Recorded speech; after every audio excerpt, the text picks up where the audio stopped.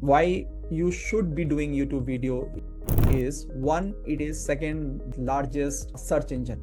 Search engine means doctor's discovery, your discovery, how customer is going to find you. The second important thing, it builds the trust.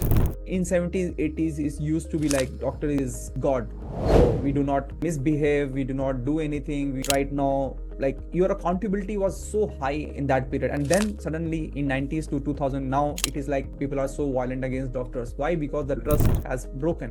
So when you're on YouTube, when people can see you, perceive your personality, see that what good work you are doing, what are the information you are sharing, that trust also develop, and that trust helps people even before they come to your clinic and see, they know your personality.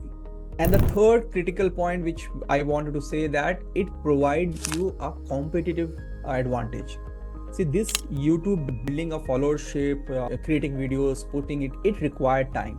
So these are the important elements which I wanted to say. At the mindset level, it should be clear that you should not be doing procrastination. There is nothing technical about it, and it is very easy to create and upload videos.